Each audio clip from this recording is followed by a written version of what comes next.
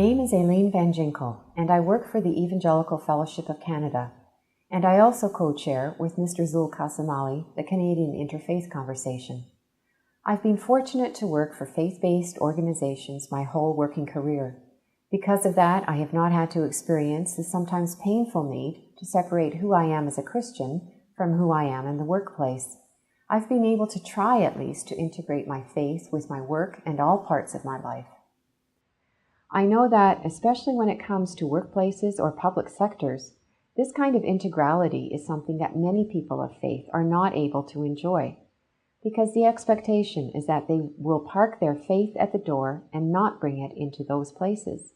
But there's a danger in situations like mine, and that is that I can easily become insular in my thinking, secure in the belief that my ways of doing things are the best ways, and very comfortable with what amounts to groupthink. So I'm grateful to be working in the area of interchurch and interfaith dialogue on behalf of the Evangelical Fellowship. It's been a great way to counteract the danger of insularity without losing that wonderful sense of integrality. My work with the Canadian Interfaith Conversation has confirmed that the differences between people from various religious traditions are very significant. We can't find ways to come together on the most basic tenets of our religions, and we're realizing that we don't need to.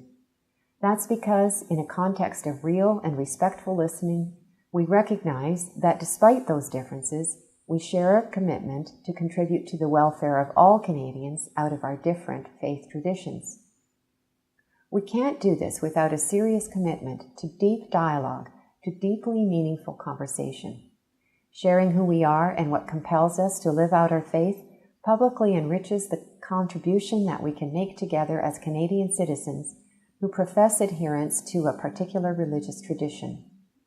It's actually because of our differences that we're able to offer multifaceted perspectives and solutions, albeit still partial, to issues of common concern, such as poverty, climate change, and community breakdown, as evidenced in the lack of adequate palliative care across this country.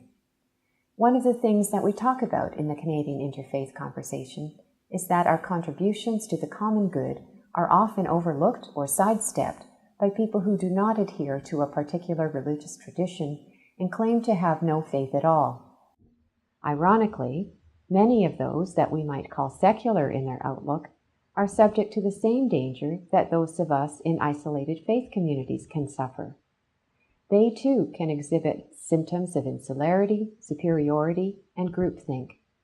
Our hope, therefore, is that they would join us in discovering the richness of conversation about that which holds deep meaning in their lives with people who would express it differently. We believe that bridging that religious-secular divide through dialogue and discovery of true common ground would be helpful to us as well as them. Conversations that bridge the divides among us bring me great hope that the God I believe in is working all things for the good of all creation, so that any efforts towards healing and reconciliation that we are engaged in with others are evidences of God's love for us and all of the world around us. My prayer for my generation and all generations to come is that every one of us, whether we profess a particular faith or not, would be free to talk about our deepest motivations and hopes and fears, despite the real differences in our starting points.